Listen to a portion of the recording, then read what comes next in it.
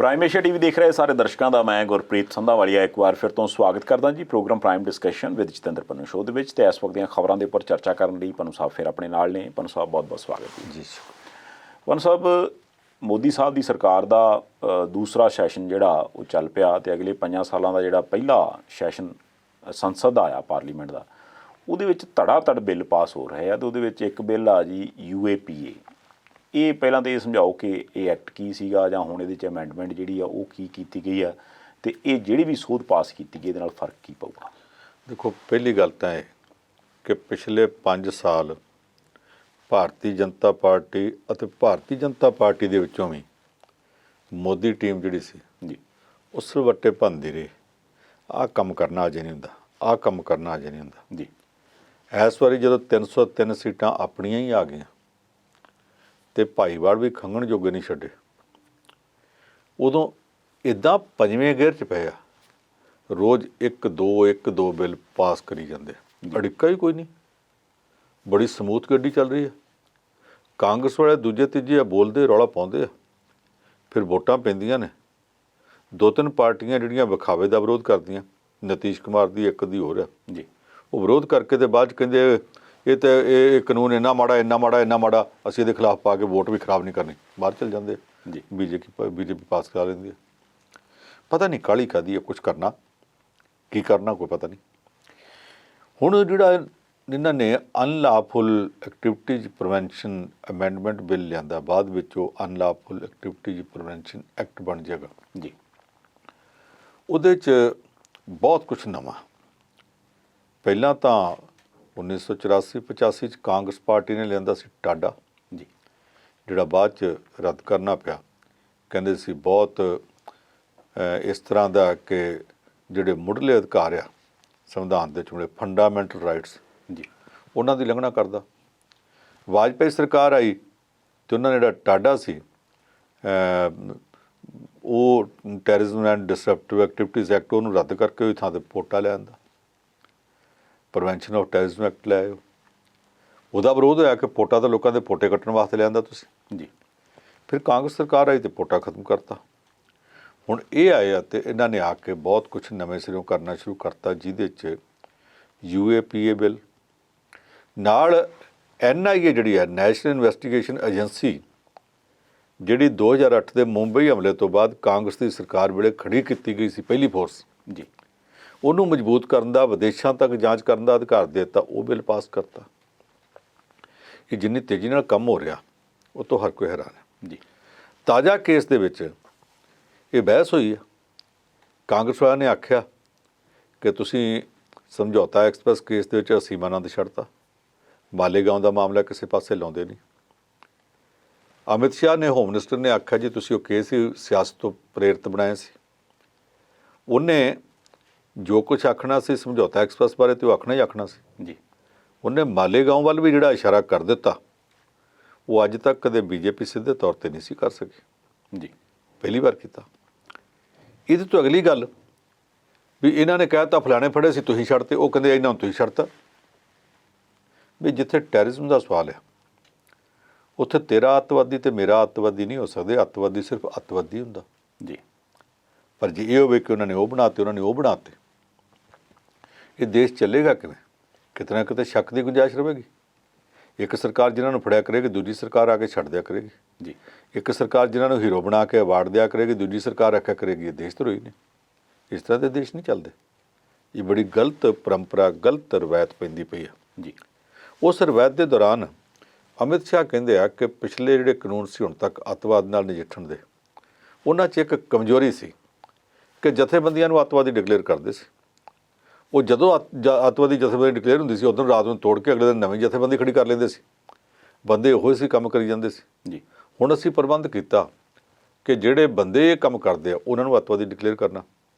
ਦੂਜੇ ਕਹਿੰਦੇ ਜੀ ਜਿਹੜੇ ਅੱਤਵਾਦੀ ਕਾਰਵਾਈਆਂ 'ਚ ਹੋਣਗੇ ਉਹਨਾਂ ਨੂੰ ਕਰੋਗੇ ਨਾ, ਪਰ ਜੇ ਕੱਲ੍ਹ ਨੂੰ ਹੋਵੇ ਸਰਕਾਰ ਦੀ ਕਿਸੇ ਗੱਲ ਦਾ ਸਿਆਸੀ ਤੌਰ 'ਤੇ ਵਿਰੋਧ ਕਰਨ ਵਾਲੇ ਬੰਦੇ ਆ ਤੁਹਾਡੇ ਖਿਲਾਫ ਮੁਜ਼ਾਹਰਾ ਹੀ ਕਰਨ, ਉਹ 49 ਬੰਦਿਆਂ ਨੇ ਇੱਕ ਚਿੱਠੀ ਲਿਖ ਦਿੱਤੀ ਅਤੇ ਉਹਨਾਂ ਨੇ ਕਹਿ ਦਿੱਤਾ ਸਰਕਾਰ ਦੇ ਰਾਜ ਦੇ ਵਿੱਚ ਮੌਬ ਲਿੰਚਿੰਗ ਹੁੰਦੀ ਹੈ, ਭੀੜ ਉੱਥੋਂ ਕਤਲ ਹੁੰਦੇ ਆ ਜੀ, ਕੱਲ੍ਹ ਨੂੰ ਤੁਸੀਂ ਇਹਦੇ ਖਿਲਾਫ ਹੀ ਲਾਉਣ ਤੁਰ ਪਓਗੇ ਤਾਂ ਲਾਉਣ ਤੋਂ ਰੋਕਿਆ ਕਿਹੜਾ? ਉਹ ਕਹਿੰਦੇ ਇਹ ਕੰਮ ਨਹੀਂ ਹੋਊਗਾ। ਸਰਕਾਰ ਆਪਣੀ ਥਾਂ ਤੇ ਭਰੋਸੇ ਦਿੰਦੀ ਹੈ, ਪਰ ਸਾਡਾ ਪਿਛਲਾ ਤਜਰਬਾ ਕੀ ਹੈ, ਸਰਕਾਰਾਂ ਭਰੋਸੇ ਦਿੰਦੀਆਂ ਨੇ, ਅਮਲਾਂ ਦੇ ਵਿੱਚ ਉਹ ਗੱਲਾਂ ਚੱਲਦੀਆਂ ਨਹੀਂ ਹੁੰਦੀਆਂ ਜੀ। ਹੁਣ ਜੋ ਇਹਨਾਂ ਨੇ ਪਾਸ ਕੀਤਾ, ਅਜੇ ਪਾਸ ਹੀ ਕੀਤਾ, ਤਜਰਬਾ ਦੱਸੇਗਾ ਕਿ ਪਾਸ ਕੀਤਾ ਕਿੰਨਾ ਕੁ ਫਾਇਦੇਮੰਦ ਹੁੰਦਾ ਤੇ ਕਿੰਨਾ ਕੁ ਵਾਦ ਵਿਵਾਦ ਦਾ ਵਿਸ਼ਾ ਬਣਦਾ ਜੀ। ਅੱਛਾ ਪੰਨੂ ਸਾਹਿਬ, ਅਗਲੀ ਗੱਲ ਅਯੁੱਧਿਆ ਮੁੱਦਾ ਜਿਹੜਾ ਉਹਦੇ ਬਾਰੇ ਪੁੱਛਣੀ ਚਾਹੁੰਦਾ। ਮੇਰਾ ਖਿਆਲ ਪਿਛਲੇ ਸਮੇਂ ਦੇ ਵਿੱਚ ਅਦਾਲਤਾਂ ਨੇ ਕੋਸ਼ਿਸ਼ ਵੀ ਕੀਤੀ ਸੀ ਕਿ ਮਿਲ ਬੈਠ ਕੇ ਮਸਲਾ ਹੱਲ ਹੋ ਜੇ, ਕਮੇਟੀ ਵੀ ਬਣਾਈ, ਕਮੇਟੀ ਨੇ ਰਿਪੋਰਟ ਵੀ ਦਿੱਤੀ, ਤੇ ਉਸ ਤੋਂ ਬਾਅਦ ਹੁਣ ਜੋ ਹੁਣ ਦੀ ਰਿਪੋਰਟ ਆ ਰਹੀ ਉਹ ਇਹ ਆ ਰਹੀ ਹੈ ਕਿ ਸ਼ਾਇਦ ਹੁਣ ਸੁਪਰੀਮ ਕੋਰਟ ਦੇ ਵਿੱਚ ਸੁਣਵਾਈ ਜਿਹੜੀ ਆ ਉਹ ਹਰ ਰੋਜ਼ ਹੋਇਆ ਕਰਨੀ ਤੇ 6 ਤਰੀਕ ਉਹਦੇ ਲਈ ਮੁਕਰਰ ਕਰ ਲਈ ਆ। ਤੁਸੀਂ ਕਿਵੇਂ ਦੇਖਦੇ ਹੋ? ਅੰਗਰੇਜ਼ਾਂ ਦੇ ਵੇਲੇ ਦਾ ਮੁਕੱਦਮਾ ਚੱਲੀ ਜਾਂਦਾ, ਹੁਣ ਆ ਜਿਹੜਾ ਤਾਜ਼ਾ ਕੇਸ ਹੈ ਇਹਨੂੰ ਚੱਲਦਿਆਂ ਵੀ 17 ਤੋਂ ਵੱਧ ਸਾਲ ਹੋ ਚੱਲੇ, ਕਿਸੇ ਪਾਸੇ ਲੱਗਦਾ ਹੀ ਨਹੀਂ। ਹੇਠਲੀਆਂ ਅਦਾਲਤਾਂ 'ਚੋਂ ਹਾਈ ਕੋਰਟ 'ਚ ਗਿਆ, ਹਾਈ ਕੋਰਟ ਨੇ 2011 'ਚ ਫੈਸਲਾ ਦੇ ਦਿੱਤਾ ਕਿ 3 ਥਾਈਂ ਜ਼ਮੀਨ ਵੰਡ ਦਿਓ, ਇੱਕ ਹਿੱਸਾ ਰਾਮ ਲੱਲਾ ਬਰਾਜਮਾਨ ਯਾਨੀ ਰਾਮ ਜਨਮ ਭੂਮੀ ਟਰਸਟ ਨੂੰ ਦੇ ਦਿਓ ਜੀ, ਇੱਕ ਇੱਕ ਨਰਮੋਈ ਅਖਾੜੇ ਨੂੰ ਦੇ ਦਿਓ, ਇੱਕ ਬਾਬਰੀ ਮਸਜਿਦ ਨੂੰ ਦੇ ਦਿਓ, ਦੂਸਰੇ ਪਾਸੇ ਦਰਵਾਜ਼ਾ ਆਪਣਾ ਕੱਢ ਲੈਣ। ਉੱਥੇ ਤਿੰਨਾਂ ਤਰ੍ਹਾਂ ਦੀ ਸਹਿਮਤੀ ਨਹੀਂ ਹੋਈ, ਤਿੰਨੇ ਹੀ ਕਹਿੰਦੇ ਸਾਨੂੰ ਹੋਰ ਮਿਲਣਾ ਚਾਹੀਦਾ ਜੀ। ਇਹ ਦਿਲ ਮੰਗੇ ਮੋਰ ਦੇ ਚੱਕਰ ਵਿੱਚ ਸੁਪਰੀਮ ਕੋਰਟ ਚਲੇ ਗਏ, ਕੇਸ ਲਮਕਦਾ ਗਿਆ, ਉੱਥੇ ਤਾਂ ਹਜ਼ਾਰਾਂ ਕੇਸ ਤੁਰੇ ਫਿਰਦੇ ਨੇ, ਉਹ ਕਿਸੇ ਪਾਸੇ ਨਹੀਂ ਲੱਗਾ ਜੀ। ਪਿਛਲੇ ਸਾਲ ਜਦੋਂ ਵੇਖਿਆ ਪਾਰਲੀਮੈਂਟ ਚੋਣਾਂ ਸਿਰ 'ਤੇ ਆ ਗਈਆਂ ਤੇ ਮੋਦੀ ਸਾਹਿਬ ਨੇ ਆਖਿਆ ਜੇ ਮੇਰੀ ਸਰਕਾਰ ਆ ਗਈ ਤੇ ਮਸਲਾ ਸਿਰੇ ਲਾਊਂਗਾ, ਤੇ ਉਹਨਾਂ ਵੇਖਿਆ ਮਸਲਾ ਸਿਰੇ ਨਹੀਂ ਲੱਗਾ। ਸਾਧੂ ਸੰਤਾਂ ਦੀ ਧਰਮ ਸੰਸਦ ਹੋਈ, ਉਹਨਾਂ ਨੇ ਆਖਿਆ ਲਾਇਆ ਨਹੀਂ, ਜਵਾਬ ਦਿਓ। ਇਹਨਾਂ ਨੇ ਸੁਪਰੀਮ ਕੋਰਟ ਨੂੰ ਕਹਿ ਦਿੱਤਾ ਜੀ ਛੇਤੀ ਨਿਬੇੜੋ, ਉਹਨਾਂ ਆਖਿਆ ਹੁਣ ਤਾਂ ਛੇਤੀ ਨਿਬੜਨਾ ਨਹੀਂ ਜੀ। ਜਿਹੜੇ ਬੈਂਚ ਨੇ ਫੈਸਲਾ ਕਰਨਾ ਉਹ 'ਚੋਂ ਇੱਕ ਜੱਜ ਸਾਹਿਬ ਰਿਟਾਇਰ ਹੋ ਗਏ, ਉਹਨਾਂ ਥਾਂ 'ਤੇ ਨਵਾਂ ਜੱਜ ਆਵੇਗਾ, ਨਵੇਂ ਜੱਜ ਸਾਹਿਬ ਆ ਕੇ ਫਿਰ ਫਾਈਲਾਂ ਪੜ੍ਹਨਗੇ, 15-20 ਹਜ਼ਾਰ ਕਾਗਜ਼ ਨੇ ਐਡੇ ਰਾਤੋਂ ਰਾਤ ਥੋੜ੍ਹਾ ਪੜ੍ਹੇ ਜਾਂਦੇ ਜੀ। ਫਿਰ ਜਦੋਂ ਅੱਜ ਚੋਣਾਂ ਦੇ ਦੌਰਾਨ ਪ੍ਰਚਾਰ ਚੱਲਦੇ ਪਏ ਤਾਂ ਸੁਪਰੀਮ ਕੋਰਟ ਨੇ ਇੱਕ 3 ਜਣਿਆਂ ਦੀ ਵਿਚੋਲਗੀ ਕਮੇਟੀ ਬਣਾ ਦਿੱਤੀ, ਉਹਦੇ ਆਗੂ ਬਣਾਏ ਸੁਪਰੀਮ ਕੋਰਟ ਦੇ ਰਿਟਾਇਰਡ ਜਸਟਿਸ ਕਲੀਫੁੱਲਾ, ਧਾਰਮਿਕ ਆਗੂ ਪਾਤਾ ਸ੍ਰੀ ਰਵੀ ਸ਼ੰਕਰ ਜੀ, ਇੱਕ ਇਹੋ ਜਿਹੇ ਸਮਝੌਤਿਆਂ ਦੇ ਮਾਹਰ ਸ੍ਰੀ ਰਾਮ ਪੰਚੂ ਜਿਹਨੇ ਵੱਡੀਆਂ ਕਾਰਪੋਰੇਸ਼ਨ ਦੇ ਝਗੜੇ ਨਿਬੇੜੇ ਸੀ, ਔਰ ਦੁਨੀਆ ਪੱਧਰ ਦੇ ਉੱਤੇ ਜਿਹੜੀ ਮੀਡੀਏਟਰਸ ਐਸੋਸੀਏਸ਼ਨ ਹੈ ਉਹਦੇ ਵੀ ਅਹੁਦੇਦਾਰ ਨੇ, ਸਾਰੀ ਦੁਨੀਆ 'ਚੋਂ ਤੁਮ ਉਹਨੂੰ ਪਾਤਾ। ਸ਼ੁਰੂ 'ਚ ਲੱਗਾ ਕਿ ਮਸਲਾ ਗੱਲਬਾਤ ਨਾਲ ਨਿਬੜ ਸਕਦਾ ਜੀ। ਉਹਨਾਂ ਨੇ ਆਖਿਆ ਵੀ ਜੀ ਰਿਪੋਰਟ ਪੋਜ਼ੀਟਿਵ ਅਸੀਂ ਕਰਦੇ ਪਏ ਹਾਂ, ਪੱਖੀ ਸੰਕੇਤ ਮਿਲਦੇ ਆ, ਬਾਅਦ ਵਿੱਚ ਕਿਸੇ ਪਾਸੇ ਨਹੀਂ ਗੱਲ ਲੱਗ ਸਕੀ। ਇਹ 'ਚੋਂ ਕੁਝ ਲੋਕਾਂ ਦਾ ਇਹ ਵੀ ਖਿਆਲ ਹੈ ਕਿ ਸ੍ਰੀ ਰਵੀ ਸ਼ੰਕਰ ਗੱਲਾਂ ਬਹੁਤੀਆਂ ਕਰਦਾ, ਅਮਲ ਵਿੱਚ ਘੱਟ ਹੁੰਦਾ, ਉਹਦੇ ਬਾਰੇ ਇਹ ਵੀ ਸਮਝ ਜਾਂਦਾ ਵੀ ਇੱਕ ਸਿਆਸੀ ਧਿਰ ਦੇ ਨੇੜੇ ਹੋ ਕੇ ਚੱਲਦਾ ਜੀ, ਉਹਦਾ ਕਰਕੇ ਵੀ ਸ਼ਾਇਦ ਨਾ ਹੋਵੇ। ਪਰ ਸ੍ਰੀ ਰਾਮ ਪੰਚੂ, ਜਸਟਿਸ ਕਲੀਫੁੱਲਾ, ਉਹ ਵੀ ਅੰਤ ਨੂੰ ਕੋਈ ਸਿੱਟਾ ਨਹੀਂ ਕੱਢ ਸਕੇ। ਸਿੱਟਾ ਉਦੋਂ ਨਿਕਲਦਾ ਜੇ ਕੋਈ ਥੋੜ੍ਹਾ ਜਿਹਾ ਝੁਕਣ ਨੂੰ ਤਿਆਰ ਹੋਵੇ, ਕੋਈ ਆਪਣਾ ਪੈਂਤੜਾ ਛੱਡਣ ਨੂੰ ਤਿਆਰ ਹੋਵੇ। ਜੇ ਤਿੰਨੇ ਤਰ੍ਹਾਂ ਆਪੋ ਆਪਣੀ ਥਾਂ ਪੈਂਤੜੇ 'ਤੇ ਖੜੀਆਂ ਨੇ, ਉਹਨਾਂ 'ਚ 1 ਇੰਚ ਕਿਸੇ ਪਾਸੇ ਹੋਣ ਨੂੰ ਤਿਆਰ ਨਹੀਂ। ਮੁਸਲਮਾਨ ਭਾਈਚਾਰਾ ਕਹਿੰਦਾ ਜੀ ਸਾਡੇ ਖਿਲਾਫ ਜੇ ਫੈਸਲਾ ਆ ਗਿਆ ਅਸੀਂ ਸਮਝਾਂਗੇ ਸਾਡੇ ਨਾਲ ਇੱਕ ਹੋਰ ਜ਼ਿਆਦਤੀ ਹੋਈ ਹੈ ਜੀ। ਹਿੰਦੂ ਭਾਈਚਾਰੇ ਦੇ ਲੀਡਰ ਕਹਿੰਦੇ ਆ ਜੀ ਜੇ ਸਾਡੇ ਖਿਲਾਫ ਫੈਸਲਾ ਆ ਗਿਆ ਤਾਂ ਇਹ ਮੰਨਣਾ ਹੀ ਨਹੀਂ, ਤੇ ਜੇ ਮੰਨਣਾ ਹੀ ਨਹੀਂ ਤੇ ਅਦਾਲਤਾਂ 'ਚ ਗਏ ਕਿਉਂ ਜੀ, ਸੁਪਰੀਮ ਕੋਰਟ 'ਚ ਗਏ ਕਿਉਂ ਸੀ, ਫਿਰ ਤੁਸੀਂ ਆਪੇ ਫੈਸਲਾ ਕਰ ਲੈਣਾ ਸੀ ਜੀ। ਜਦੋਂ ਇਹ ਹੋਵੇ ਕਿ ਅਦਾਲਤ ਦੇ ਫੈਸਲੇ ਨੂੰ ਇੱਕ ਤੇ ਰੱਖ ਸਾਡੇ ਨਾਲ ਜ਼ਿਆਦਤੀ ਹੋਈ ਹੈ, ਦੂਸਰੀ ਤੇ ਰੱਖੇ ਵੀ ਅਸੀਂ ਇਹ ਸਿਰਫ ਨਹੀਂ ਆਖਣਾ ਕਿ ਜ਼ਿਆਦਤੀ ਹੋਈ ਹੈ, ਅਸੀਂ ਤਾਂ ਮੰਨਣਾ ਹੀ ਨਹੀਂ, ਤੇ ਫੈਸਲਾ ਕਿੱਦਾਂ ਹੋ ਸਕਦਾ? ਇਹੋ ਜਿਹੀਆਂ ਬੋਲੀਆਂ ਜਾ ਰਹੀਆਂ ਸੀ। ਵਿਚੋਲਗੀ ਕਰਨ ਵਾਲੇ ਬੰਦੇ ਵੀ ਅਖੀਰ ਆ ਕੇ ਅਦਾਲਤ ਕੋਲ ਉਹਨਾਂ ਨੇ ਆਖਿਆ ਜੀ ਗੱਲ ਬਣਦੀ ਨਹੀਂ ਲੱਗਦੀ। ਹੁਣ ਅਦਾਲਤ ਨੇ ਕਹਿ ਦਿੱਤਾ ਕਿ ਇਹਦੀ ਸੁਣਵਾਈ ਸ਼ੁਰੂ ਕਰਨੀ ਹੈ 6 ਅਗਸਤ ਤੋਂ, ਤੇ 2 ਅਗਸਤ ਅੱਜ ਹੋ ਗਈ ਹੈ ਜੀ, ਦਿਨ ਤੇ 4 ਰਹਿ ਗਏ। ਉਹਨਾਂ ਨੇ ਆਖਿਆ ਕਦੋਂ ਤੋਂ ਸ਼ੁਰੂ ਕਰਨੀ ਹੈ। ਜਿਹੜੀਆਂ ਹਿੰਦੂ ਧਿਰਾਂ, ਉਹਨਾਂ ਦੇ ਵਕੀਲ ਨੇ ਆਖਿਆ ਜੀ ਸਾਨੂੰ ਬਹਿਸ ਦੀ ਤਿਆਰੀ ਕਰਨ ਵਾਸਤੇ 40-45 ਦਿਨ ਚਾਹੀਦੇ ਆ ਜੀ। ਜੇ 40-45 ਦਿਨ ਉਹ ਲੈਣਗੇ ਫਿਰ ਦੂਜਿਆਂ ਨੂੰ ਵੀ ਲੈਣ ਦਾ ਹੱਕ ਹੈ। ਇਹ ਮਸਲਾ ਇਸ ਤਰ੍ਹਾਂ ਦਾ ਜਿਹੜਾ ਕਦੇ ਲੱਗਦਾ ਕਿ ਬੜੀ ਸਪੀਡ ਫੜ ਗਿਆ, ਬਹੁਤ ਜ਼ਿਆਦਾ ਸਪੀਡ ਹੈ, ਬਸ ਨਿਬੜਿਆ ਮੁੜ ਕੇ ਫਿਰ ਇੱਦਾਂ ਲੱਗਦਾ ਕਿ ਗੱਡੀ ਜੈਕ ਦੇ ਉੱਤੇ ਖਲੋਤੀ ਹੈ, ਔਰ ਸਿਰਫ ਗੱਡੀ ਖਲੋਤੀ ਹੈ, ਟਾਇਰ ਫਰੀ ਨੇ ਜੀ, ਗੇਅਰ ਲਾਈ ਜਾਂਦੇ ਆ, ਭਜਾਈ ਜਾਂਦੇ ਆ। ਕਦੇ ਗੱਡੀ 60 ਦੀ ਸਪੀਡ 'ਤੇ ਹੁੰਦੀ, ਕਦੇ 160 ਦੀ ਸਪੀਡ 'ਤੇ ਚੱਲ ਜਾਂਦੀ ਹੈ, ਉਹ ਫਿਰ ਘੱਟ ਕੇ 80 ਤੋਂ 60 'ਤੇ ਆ ਜਾਂਦੀ, ਮੁੜ ਕੇ ਫਿਰ 160 'ਤੇ ਚੱਲ ਜਾਂਦੀ ਹੈ। ਫੈਸਲਾ ਕਿਸੇ ਪਾਸੇ ਲੱਗਦਾ ਨਹੀਂ ਪਿਆ, ਅਤੇ ਕਿੰਨੀ ਕੁ ਦੇਰ ਤੱਕ ਲਮਕਾਇਆ ਜਾ ਸਕਦਾ? ਆਖਰ ਨੂੰ ਇਹ ਹੋਵੇਗਾ ਕਿ ਇੱਕ ਦਿਨ ਦੇਸ਼ ਦੀ ਸਭ ਤੋਂ ਵੱਡੀ ਅਦਾਲਤ ਆਖੇਗੀ ਕਿ ਉਦੋਂ ਵੱਧ ਹੋਰ ਨਹੀਂ ਲਮਕਾਇਆ ਜਾ ਸਕਦਾ, ਉਹ ਫੈਸਲਾ ਦੇਵੇਗੀ। ਜੇ ਫੈਸਲਾ ਦੇਵੇ, ਸਾਰੇ ਦੇਸ਼ਾਂ ਵਿੱਚ ਹੀ ਹੈ ਕਿ ਸੁਪਰੀਮ ਕੋਰਟ ਜਿਹੜੀ ਦੇਸ਼ ਦੀ ਸਭ ਤੋਂ ਵੱਡੀ ਅਦਾਲਤ ਹੈ, ਸੁਪਰੀਮ ਹੈ ਜੀ, ਉਹ ਫੈਸਲਾ ਦੇਵੇ ਤਾਂ ਮੰਨਿਆ ਜਾਂਦਾ। ਧਿਰਾਂ ਕੋਈ ਵੀ ਹੋਣ, 3 ਤਰੀਕੇ ਹੁੰਦੇ ਆ, ਇੱਕ ਆਪੋ ਵਿੱਚ ਭਾਈਚਾਰੇ ਨਾਲ ਨਿਬੇੜ ਲਓ, ਦੂਜਾ ਤਰੀਕਾ ਪਾਰਲੀਮੈਂਟ ਦੇ ਵਿੱਚ ਫੈਸਲਾ ਕਰ ਲਓ, ਤੇ ਲਾਗੂ ਕਰ ਦਿਓ। ਜੀ। ਤੀਸਰਾ ਫਿਰ ਅਦਾਲਤ ਦਾ, ਭਾਈਚਾਰੇ 'ਚ ਨਿਬੇੜਿਆ ਹੋਵੇ ਜਾਂ ਪਾਰਲੀਮੈਂਟ ਦਾ, ਉਹਨੂੰ ਵੀ ਜਾ ਕੇ ਅਦਾਲਤ ਵਿੱਚ ਚੈਲੰਜ ਕੀਤਾ ਜਾ ਸਕਦਾ। ਜੀ। ਪਰ ਜੇ ਨਿਬੇੜੇ ਅਦਾਲਤ ਨੇ ਉਹ, ਤੇ ਚੈਲੰਜ ਕਿੱਥੇ ਕਰਨਗੇ? ਇਸ ਕਰਕੇ ਹੁਣ ਲੱਗਦਾ ਹੈ ਕਿ ਸੁਪਰੀਮ ਕੋਰਟ ਦੇ ਵਿੱਚ ਇਹ ਫੈਸਲਾ ਹੋਣਾ, ਹੋਰ ਕੋਈ ਰਸਤਾ ਰਹਿ ਨਹੀਂ ਗਿਆ। ਜੀ। ਪਰ ਸਾਹਿਬ, ਕੁਲਭੂਸ਼ਣ ਯਾਦਵ ਉਹ ਸ਼ਖਸ ਜਿਹਨੂੰ ਈਰਾਨ ਤੋਂ ਫੜਿਆ ਜਾਂਦਾ ਪਾਕਿਸਤਾਨ ਵੱਲੋਂ, ਤੇ ਉਸ ਤੋਂ ਬਾਅਦ ਮੇਰਾ ਖਿਆਲ ਉਹ ਜਿਹੜਾ ਮਾਮਲਾ ਉਹ ਇੰਟਰਨੈਸ਼ਨਲ ਕੋਰਟ ਤੱਕ ਵੀ ਜਾਂਦਾ, ਤੇ ਹੁਣ ਪਾਕਿਸਤਾਨ ਵੱਲੋਂ ਸ਼ਾਇਦ ਇਹ ਆਫਰ ਦਿੱਤੀ ਜਾ ਰਹੀ ਭਾਰਤ ਨੂੰ ਕਿ ਜੇ ਭਾਰਤ ਚਾਹੇ ਤਾਂ ਉਹਦੇ ਨਾਲ ਮੁਲਾਕਾਤ ਕੀਤੀ ਜਾ ਸਕਦੀ ਹੈ, ਪਰ ਭਾਰਤ ਵੱਲੋਂ ਇਨਕਾਰ ਕਰ ਦਿੱਤਾ ਜਾਂਦਾ। ਇਹਦਾ ਕਾਰਨ ਕੀ ਹੈ ਜੀ? ਦੇਖੋ, ਗੱਲ ਇਹ ਹੈ ਕਿ ਕੁਲਭੂਸ਼ਣ ਜਾਧਵ ਬਾਰੇ ਆਮ ਤੌਰ 'ਤੇ ਕਿਹਾ ਜਾਂਦਾ ਕਿ ਉਹ ਉੱਥੇ ਈਰਾਨ ਵਿੱਚੋਂ ਆਪਣਾ ਕਾਰੋਬਾਰ ਕਰ ਰਿਹਾ ਸੀ। ਇਹਨਾਂ ਨੇ ਕੁਝ ਮਰਸਨਰੀ, ਕੁਝ ਭਾੜੇ ਦੇ ਬੰਦੇ ਭੇਜ ਕੇ ਜੀ ਉਹਨਾਂ ਦੇ ਰਾਹੀਂ ਉੱਥੋਂ ਚੁਕਵਾਇਆ, ਤੇ ਇਹ ਬਣਾਇਆ ਕਿ ਪਾਕਿਸਤਾਨ 'ਚ ਆਇਆ, ਇੱਥੇ ਲਿਆ ਕੇ ਉਹਦੇ ਉੱਤੇ ਮੁਕੱਦਮਾ ਬਣਾਇਆ ਗਿਆ। ਜੀ। ਇਹ ਕਹਿਤਾ ਜੀ ਭਾਰਤੀ ਸਮੁੰਦਰੀ ਫੌਜ ਦਾ, ਨੇਵੀ ਦਾ ਇਹ ਆਫਿਸਰ ਹੈ ਤੇ ਜਸੂਸੀ ਕਰਨ ਆਇਆ। ਨੇਵੀ ਵਿੱਚੋਂ ਤੇ ਬੜੇ ਚਿਰ ਦਾ ਰਿਟਾਇਰ ਹੋਇਆ ਪਿਆ, ਜੀ। ਜਸੂਸੀ ਕਾਹਦੀ ਕਰਨ ਆਇਆ? ਇਹ ਸਾਰਾ ਕੇਸ ਝੂਠਾ ਬਣਾਇਆ ਗਿਆ। ਉਹਨੂੰ ਆਪਣਾ ਵਕੀਲ ਕਰਨ ਦਾ ਮੌਕਾ ਨਹੀਂ ਦਿੱਤਾ ਗਿਆ, ਆਪਣੇ ਦੇਸ਼ ਦੀ ਸਰਕਾਰ ਨਾਲ ਗੱਲ ਕਰਨ ਦਾ ਮੌਕਾ ਨਹੀਂ ਦਿੱਤਾ ਗਿਆ, ਜਿਹਨੂੰ ਕੋਈ ਮੌਕਾ ਨਹੀਂ ਦਿੱਤਾ ਗਿਆ। ਤੇ ਫੌਜੀ ਅਫਸਰਾਂ ਦੀ ਅਦਾਲਤ ਬਣਾ ਕੇ ਉਹਨਾਂ ਅਫਸਰਾਂ ਨੇ ਜਿਹੜੇ ਪਰੇਡ ਕਰਨਾ ਜਾਣਦੇ, ਗੋਲੀ ਚਲਾਉਣਾ ਜਾਣਦੇ, ਜੰਗ ਲੜਨਾ ਤੇ ਲੜਾਉਣਾ ਜਾਣਦੇ ਆ, ਪਰ ਕਾਨੂੰਨ ਨਹੀਂ ਜਾਣਦੇ, ਕਦੇ ਕਾਨੂੰਨ ਦੀ ਪੜ੍ਹਾਈ ਨਹੀਂ ਕੀਤੀ, ਜੀ। ਉਹਨਾਂ ਨੇ ਕਾਨੂੰਨੀ ਫੈਸਲਾ ਦੇ ਦਿੱਤਾ ਕਿ ਉਹਨੂੰ ਫਾਂਸੀ ਸਜ਼ਾ ਹੋ ਜਾਏ। ਭਾਰਤ ਸਰਕਾਰ ਚਲੀ ਗਈ ਇੰਟਰਨੈਸ਼ਨਲ ਕੋਰਟ ਆਫ ਜਸਟਿਸ ਵਿੱਚ, ਜੀ। ਉੱਥੋਂ ਜਾ ਕੇ ਫੈਸਲਾ ਭਾਰਤ ਦੇ ਪੱਖ 'ਚ ਆ ਗਿਆ। 16 ਜੱਜ ਸੀ, 16 ਚੋਂ 15 ਨੇ ਫੈਸਲਾ ਭਾਰਤ ਦੇ ਪੱਖ ਵਿੱਚ ਦਿੱਤਾ। ਜੀ। ਸਿਰਫ ਇੱਕ ਜੱਜ ਜਿਹੜਾ ਇਸ ਫੈਸਲੇ ਤੋਂ ਵੱਖਰਾ ਸੀ, ਉਹ ਪਾਕਿਸਤਾਨੀ ਜੱਜ ਸੀ। ਉਹਨੇ ਆਪਣੇ ਦੇਸ਼ 'ਚ ਕੱਲ੍ਹ ਨੂੰ ਜਾਣਾ, ਲੋਕਾਂ ਦਾ ਸਾਹਮਣਾ ਕਿੱਦਾਂ ਕਰਨਾ ਸੀ, ਉਹਨੇ ਤਾਂ ਆਪਣੇ ਦੇਸ਼ ਦਾ ਪੱਖ ਪਾਲਣਾ ਸੀ। ਬਾਕੀ ਸਾਰੇ ਦੇ ਸਾਰੇ ਇੱਕ ਥਾਂ 'ਤੇ ਖੜੇ ਸੀ। ਇੱਕ ਨੂੰ ਫਾਂਸੀ ਨਹੀਂ ਦਿੱਤੀ ਜਾ ਸਕਦੀ, ਦੂਜਾ ਉਹਨੂੰ ਤਾਂ ਆਪਣਾ ਵਕੀਲ ਨਹੀਂ ਕਰਨ ਦਿੱਤਾ ਤੇ ਆਪ ਵੀ ਕਰਕੇ ਨਹੀਂ ਦਿੱਤਾ, ਤੀਜਾ ਉਹਦੇ ਦੇਸ਼ ਦੀ ਸਰਕਾਰ ਨੂੰ ਤੁਸੀਂ ਆਪਣਾ ਦੂਤ ਭੇਜ ਕੇ ਮਿਲਣ ਕਿਉਂ ਨਹੀਂ ਦਿੱਤਾ? ਕਾਉਂਸਲਰ ਐਕਸੈਸ ਇਹਨੂੰ ਕਹਿੰਦੇ ਆ। ਤੁਸੀਂ ਮੌਕਾ ਕਿਉਂ ਦਿੱਤਾ? ਕਹਿੰਦੇ ਸਾਨੂੰ ਪਤਾ ਨਹੀਂ ਹਿੰਦੁਸਤਾਨੀ ਹੈ। ਤੇ ਉਹ ਕਹਿੰਦੇ ਜੇ ਤੁਹਾਨੂੰ ਪਤਾ ਨਹੀਂ ਸੀ ਤੇ ਤੁਸੀਂ ਹਿੰਦੁਸਤਾਨ ਨੂੰ ਇਹ ਕਿੱਦਾਂ ਕਹਿ ਦਿੱਤਾ ਕਿ ਇਹਦੀ ਮਾਂ ਨੂੰ ਤੇ ਪਤਨੀ ਨੂੰ, ਦੋਵਾਂ ਨੂੰ, ਨੌ ਸੱਸ ਨੂੰ ਭੇਜ ਦਿਓ ਮਿਲਣ? ਜੀ। ਜੇ ਪਤਾ ਸੀ ਤਾਂ ਹੀ ਆਖਿਆ। ਫਿਰ ਪਾਕਿਸਤਾਨ ਇੱਥੇ ਝੂਠਾ ਪੈ ਗਿਆ। ਹੁਣ ਉਸ ਹੁਕਮ ਦੇ ਮੁਤਾਬਕ ਫਾਂਸੀ ਤੇ ਏਡੀ ਛੇਤੀ ਲਾ ਨਹੀਂ ਸਕਦੇ। ਉਹਨੂੰ ਜਿੱਥੇ ਰੱਖਿਆ ਸੀ ਉਹ ਛਾਉਣੀ ਤੋਂ ਦੂਜੀ ਥਾਂ ਲੈ ਗਏ, ਉੱਥੇ ਟਾਰਚਰ ਕਰਦੇ ਹੋਣਗੇ। ਫਿਰ ਜੀ। ਨਾਲ ਇਹ ਕਹਿਤਾ ਕਿ ਭਾਰਤ ਸਰਕਾਰ ਨੂੰ ਅਸੀਂ ਐਕਸੈਸ ਦੇਣ ਨੂੰ ਤਿਆਰ ਹਾਂ ਜੀ, ਆਪਣੇ ਦੂਤ ਭੇਜ ਦਿਓ ਮਿਲਣ, ਪਰ ਸ਼ਰਤਾਂ ਲਾਤੀਆਂ। ਪਿਛਲਾ ਤਜਰਬਾ ਕੀ ਆ? ਆਖਿਆ ਸੀ ਦੀ ਮਾਂ ਤੇ ਪਤਨੀ ਆ ਕੇ ਮਿਲ ਜਾਣ, ਨਾਲ ਸਰਕਾਰ ਨੇ ਆਖਿਆ ਸਾਡਾ ਦੂਤ ਜਾਊ, ਕਹਿੰਦੇ ਭੇਜ ਦਿਓ। ਦੂਤ ਗਿਆ, ਉਹਨੂੰ ਬਾਹਰਲੇ ਕਮਰੇ 'ਚ ਬਿਠਾਇਆ ਤੇ ਆਖਿਆ ਜੀ ਤੁਹਾਡੇ ਕੱਪੜਿਆਂ 'ਤੇ ਸਾਨੂੰ ਸ਼ੱਕ ਹੈ, ਨਾਲ ਦੇ ਕਮਰੇ ਜਾਓ, ਤੁਹਾਨੂੰ ਉੱਥੇ ਦੂਸਰੇ ਕੱਪੜੇ ਦੇਵਾਂਗੇ, ਉੱਥੇ ਜਾ ਕੱਪੜੇ ਚੇਂਜ ਕਰੋ। ਕੱਪੜੇ ਚੇਂਜ ਕਰਕੇ ਸਾੜੀਆਂ ਥਾਂ ਸਲਵਾਰ ਕਮੀਜ਼ ਪਵਾ ਕੇ ਦੂਸਰੇ ਦਰਵਾਜ਼ੇ ਤੋਂ ਕੱਢ ਕੇ ਮਿਲਣ ਭੇਜਤਾ, ਤੇ ਭਾਰਤ ਸਰਕਾਰ ਦਾ ਦੂਤ ਬੈਠਾ ਰਹਿ ਗਿਆ। ਜੀ। ਜਦੋਂ ਉੱਥੇ ਗਏ ਤੇ ਉਹਦੀ ਮਾਂ ਦੇ ਮੱਥੇ ਤੋਂ ਬਿੰਦੀ ਵੀ ਪੂੰਝ ਦਿੱਤੀ ਗਈ ਕਿ ਇਹ 'ਤੇ ਸਾਨੂੰ ਸ਼ੱਕ ਹੈ, ਤੇ ਬਿੰਦੀ ਸੁਹਾਗ ਦਾ ਚਿੰਨ੍ਹ ਹੁੰਦਾ। ਜੀ। ਕੁਲਭੂਸ਼ਣ ਨੇ ਉਸ ਵੇਲੇ ਜਾਂਦੇ ਹੀ ਸਮਝਿਆ ਕਿ ਸ਼ਾਇਦ ਬਾਪੂ ਨੂੰ ਕੁਛ ਹੋ ਗਿਆ। ਉਹਨੇ ਮਾਂ ਨੂੰ ਪਹਿਲਾ ਸਵਾਲ ਹੀ ਪੁੱਛਿਆ ਕਿ ਬਾਪੂ? ਉਹ ਕਹਿੰਦੀ ਉਹ ਠੀਕ ਠਾਕ ਹੈ, ਬਿੰਦੀ ਵੈਸੇ ਲਾਈ ਹੈ।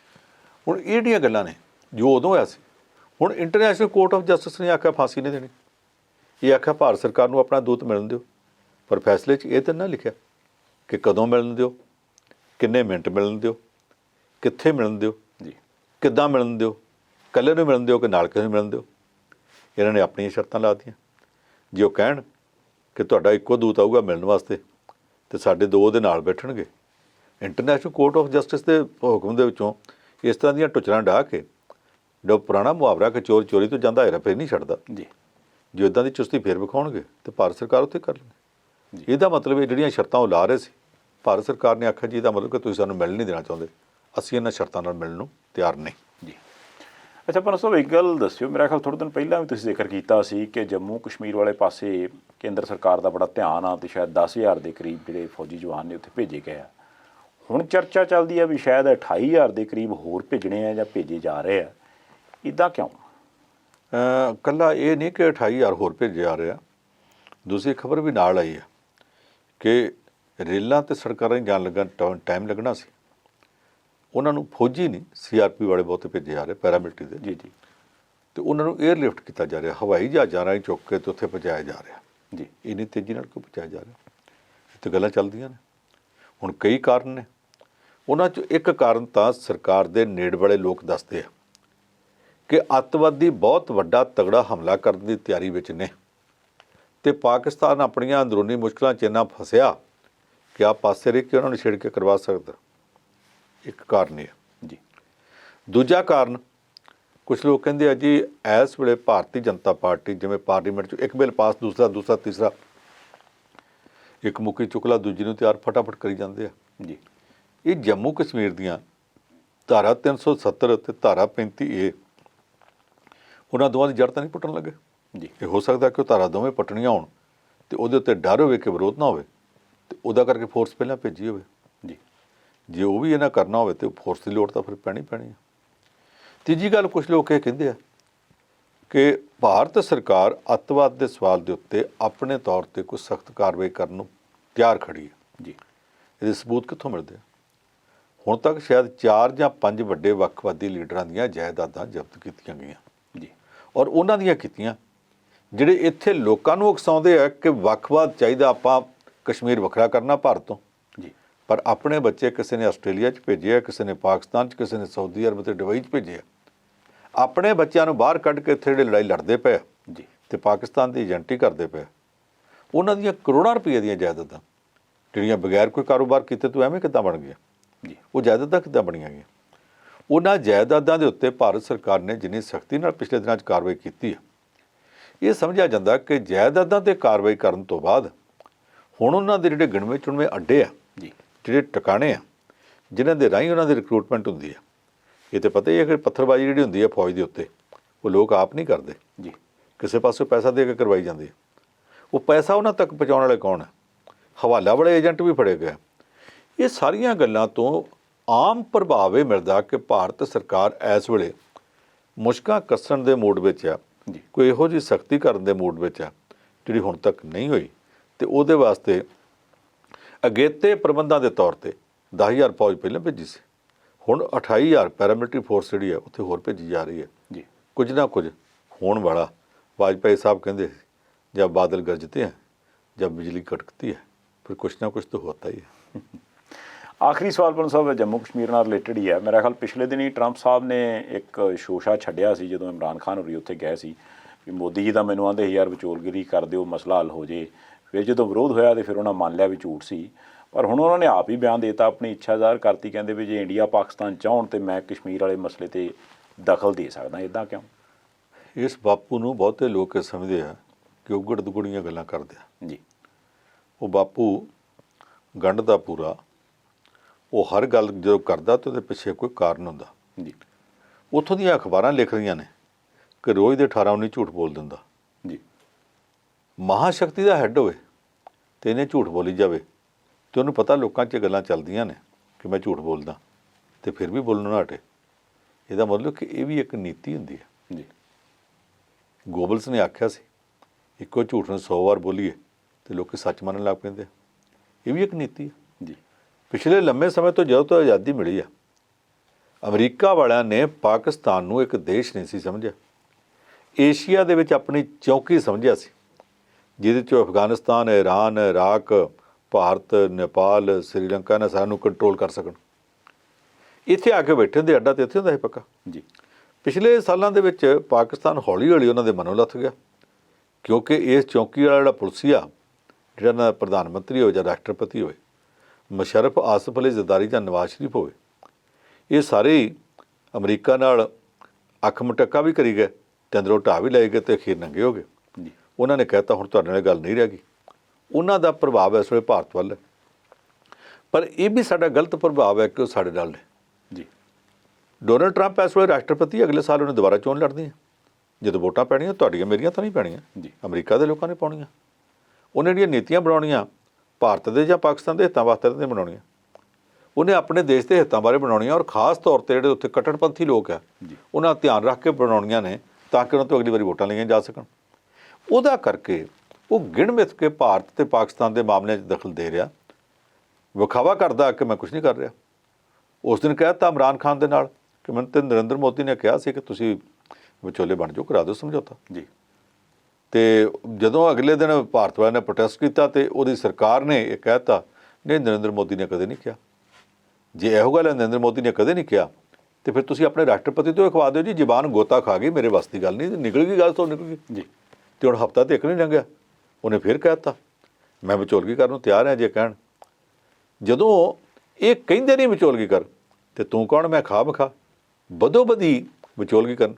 ਅਸਲ ਵਿੱਚ ਜਦੋਂ ਅਮਰੀਕਾ ਵਾਲੇ ਕਹਿੰਦੇ ਅਸੀਂ ਵਿਚੋਲਗੀ ਨਹੀਂ ਕਰਦੇ, ਉਦੋਂ ਵੀ ਕਰਦੇ ਪਏ ਹੁੰਦੇ ਆ। ਜਦੋਂ ਕਹਿੰਦੇ ਅਸੀਂ ਕੁਝ ਨਹੀਂ ਕਰਨਾ ਤੇ ਤੁਸੀਂ ਆਪੋ ਵਿੱਚ ਬੈਠ ਕੇ ਗੱਲ ਕਰ ਲਓ, ਅਸੀਂ ਬੈਠ ਕੇ ਗੱਲ ਕਰੀਏ ਨਾ ਕਰੀਏ ਤੁਹਾਨੂੰ ਕੀ। ਇਹ ਵੀ ਇੱਕ ਤਰੀਕਾ ਦਖਲ ਦੇਣ ਦਾ, ਕਰੋ ਯਾਰ ਕਰੋ ਗੱਲ, ਕਰਦੇ ਕਿਉਂ ਨਹੀਂ, ਬਹਿ ਜਾਓ ਇੱਥੇ ਨਹੀਂ ਬਹਿਣਾ ਤੇ ਬੋਹਣਾ ਥੱਲੇ ਬਹਿ ਜਾਓ। ਉਹ ਦਖਲ ਦੇ ਰਿਹਾ ਆ ਔਰ ਉਹ ਗਿਣੇ ਮਿੱਥੇ ਢੰਗ ਨਾਲ ਦੇ ਰਿਹਾ ਆ, ਜਿਹੜਾ ਦਖਲ ਇੱਕ ਚੁਸਤ ਨੀਤੀ ਨਾਲ ਦਿੱਤਾ ਜਾ ਰਿਹਾ। ਪਤਾ ਨਹੀਂ ਕਿੰਨੇ ਕੁ ਲੋਕਾਂ ਨੂੰ ਉਹਦੀ ਸਮਝ ਆਊਗੀ। ਜੀ ਪੰਨੂ ਸਾਹਿਬ, ਤੁਸੀਂ ਸਮਾਂ ਕੱਢਿਆ, ਤੁਹਾਡਾ ਬਹੁਤ ਧੰਨਵਾਦ ਜੀ। ਇਸ ਦੇ ਨਾਲ ਹੀ ਇਸ ਪ੍ਰੋਗਰਾਮ ਨੂੰ ਆਪਾਂ ਇੱਥੇ ਸਮਾਪਤ ਕਰਦੇ ਹਾਂ ਜੀ। ਹੁਣ ਦਿਓ ਇਜਾਜ਼ਤ। ਗੁਰਪ੍ਰੀਤ ਸੰਧਾਵਾਲੀਆ ਨੂੰ ਦੇਖਦੇ ਰਹਿਣਾ ਪ੍ਰਾਈਮ ਮਿਸ਼ਨ TV, ਤੁਹਾਡਾ ਆਪਣਾ ਤੁਹਾਡੇ ਲਈ।